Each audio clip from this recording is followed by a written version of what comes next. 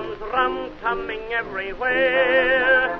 So prepare, say a prayer, send the word to beware. We'll be over, we're coming over, and we won't come back till it's over, over there, over there, over there. Send the word over. Hey everybody, this is Joshua Littrell. Thank you so much for tuning in here today on the Veterans for Cannabis podcast. Really excited about having Scott BURGETT on our guest list today. Scott, how are you doing, sir? We're doing great, Josh. How's everything going for you? Oh man, really good. It's been a crazy travel day and doing a little bit more movement now here with COVID, that we're so deep into it. And I don't know if you know or not, but my wife's active duty, so we're stationed here at Robins Air Force Base. So we were kind of locked down there for a while and couldn't move anywhere outside 30 miles. And thank goodness that's been lifted. Scott, where are you calling in from today? I'm just outside of Gainesville, Florida. Oh, beautiful. So you got a little heat, little sun, little rain down there. Well, a lot of heat, a lot of sun, a lot of rain. I know that one. Scott, you're a veteran, is that correct? Yes, sir. I'm a disabled veteran, U.S. Army. Awesome, brother. Awesome. How long did you serve? I was only in a total of 4.5 years. And I did 2, re-enlisted for 4, and had a career-ending flag football injury. Oh wow, man! I know all about that. We were playing a few years ago. My wife, I played on her squadron team, obviously on base. And one of the guys came across the middle. I threw a pass. He took a knee to the head, and he has a plate with like 12 screws in his face now. So I know all about it, bro.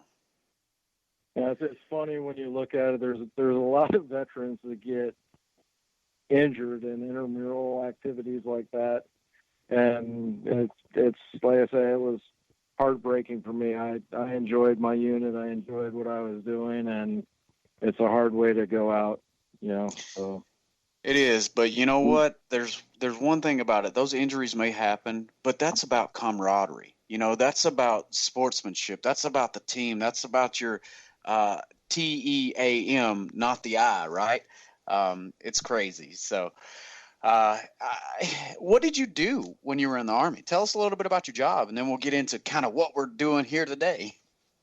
Yeah, I was in the infantry. Like I say, I was stationed at Fort Benning, Georgia.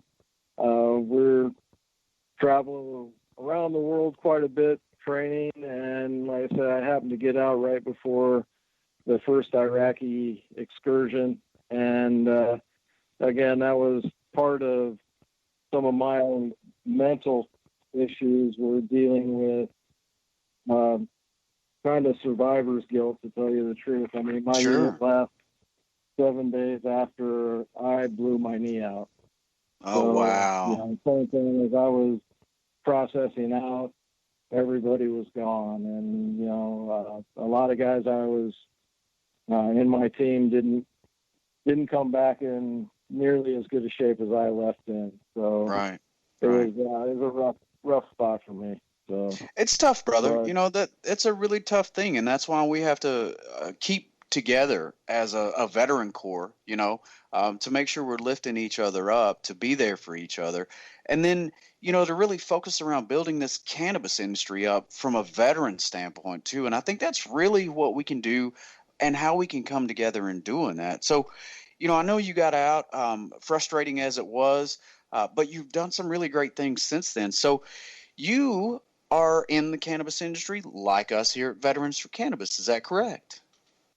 That is correct. I was at one point in the medical marijuana industry 5 years ago. I was the largest medical grower in Florida. Getting out of the military, I went to horticulture courses, got certified in that. Then ended up getting in a pretty severe accident where I ended up with 5 herniated discs. Oh, wow. Post-head injury. I was on Social Security disability. I was on the VA opiate plan. Finally one day I used to stop taking my opiates before my doctor's appointments, just so I could actually tell the doctor how I really felt. Oh, And wow. Okay. the last time I quit taking the opiates, I was shaking, sweaty, sick, Sure. pure physical withdrawals.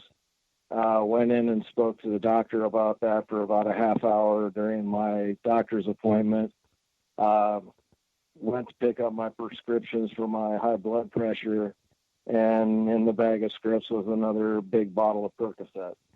Oh, So wow. I went back to the doctor's office, explained to him, how I thought our conversation had gone, and for a veteran or anybody to admit they have a problem with a prescription drug is very hard to get somebody to do.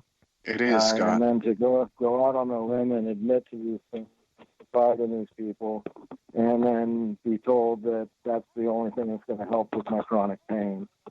So Wow. at that point, and this is before medical marijuana was legal, I put the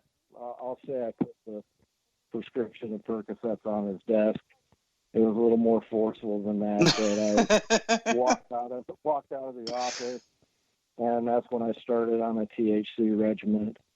Wow. Got my mental capacities back, and again, I finished my AA at St. Pete College. I applied for both medical school and pharmacy school at the University of Florida. Was accepted to both programs. I chose to take the pharmacy route. I enjoyed the didactic side of it. Absolutely hated the job aspect of it. Sure.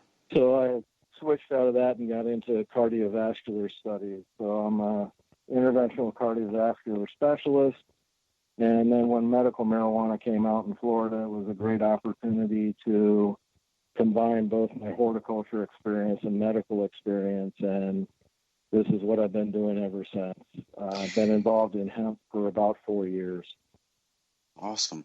So, Scott, you've got Green Earth Cannaceuticals. And what does Green Earth Cannaceuticals entail, and what is it all about? That's my company. Like I say, when I left medical marijuana and got into hemp, I came back to Florida, and we were my partner here, Justin Green, owns the nursery we're affiliated with. He was the nurseryman I was looking to use. At the time, we needed a 30-year certified nursery to qualify for a medical permit. So I was teaming up with Justin to do that, and we were trying to get a medical license when hemp came out. So as soon as hemp came out, we jumped on that, and we filed an application with FAMU with their invitation to negotiate. Out of 27 people that applied, we were one of 3 that were approved as partners in the pilot hemp program. So we've been growing hemp. Last year, we were the only people to successfully cultivate hemp in Florida.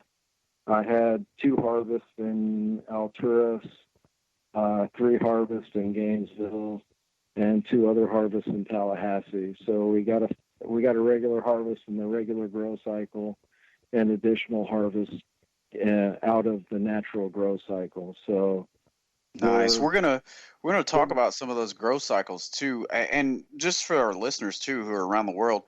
In Florida, there were only 2 universities that had the industrial hemp pilot program from 2014's Farm Bill. That was FAMU and University of Florida. Is that correct? That is correct. And now with the 2018 Farm Bill, things have been opened up a little bit more. Obviously, anybody can grow it now, but the research is still a huge part of it. So are you all still continuing your research? Yes. Our contract was a 2-year contract with FAMU. It ends in October this year. I've been negotiating with FAMU. We want to turn this into a long-term project. Everybody is growing hemp for CBD oil, basically. Absolutely. And the industry is so much bigger than that. It is. And nobody's really scratching the surface on really doing good research on this. So we have genetics that are certified in Florida. But again, we're looking at the big picture of hemp, and there's some environmental factors in Florida that make this a very challenging crop.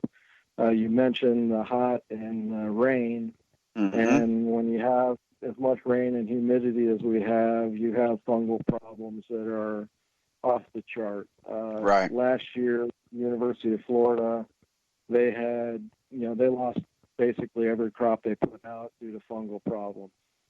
So yeah, I mean, it's damp. It's really damp in Florida. Yeah, luckily I've grown medical marijuana in Florida, so I was very well aware of the fungal issues. And Now, we have ways you to guys help. are you seeing the fungus on the buds before they're harvested, or actually during the drying process, or both? We're seeing them everywhere. You get fungal problem. Like I say, you get Pythium. Farmers planting in June and July, we're getting rain, and those roots are wet. And although hemp really likes water, it doesn't like to live in it. Right. So they right. take a lot, but they truly want to be dry. So Pythium's a big problem, and that's what a lot of farmers see. About half of the farmers that plant crops in Florida will never get them even to the flower phase. I believe I've seen that. A whole field. Yeah, I've seen whole fields lost just with root rot, powdery mildew, and then as soon as you go into flower, the natural flowering cycle in Florida in August is right in the middle of hurricane season. It's right in the middle of our rain season. So it's hot, humid, rainy, wet. It's absolutely terrible. So there's a lot of things we're trying to adapt the grow to Florida, and we're working on projects to actually not cultivate in the natural grow cycle of hemp and take advantage. Once we get to October, we cool down immensely. It dries up. It's a beautiful area to grow. October, November, December, January, February, March. The other problem we have with Florida being far south, our photo period, the longest day we had counting dusk and dawn was like 14 and a half hours. So we had the issue where people, I took plants out of our greenhouse just to test them as when does the veg season actually start in Florida? Sure, yeah. I had plants going into flower in May, June, July. Absolutely. They seem to be going into flower anytime you put them out. So that's right. That's exactly right. We're trying to develop a program that will feed farmers larger plants to where they're actually flower producers. They're not worried about the veg time. So yeah, and I think you'll see the Florida market actually move towards that. It's going to take us a couple, 3 years to normalize anyway, to really this first year, I think it's going to be a horrible year. I think everybody got started late. I think people are going to see that there's so much work into it and they weren't ready for it, or they thought it was going to be something different and it's not. So this year, I'm just basically scratching this year up. But I think there's a lot of benefit going forward that what you just said with the more mature plants, hey, just setting them out just to flower, that's a real key. So I think there will be complete groups and organizations that are going to be set up just for the growing period through the super veg, and then selling them so that they're going out basically to flower day one. Yep, and that's one of the things we're looking at. Most clones are sold at a 72 count size. So the clone's, 4 to 6 inches tall.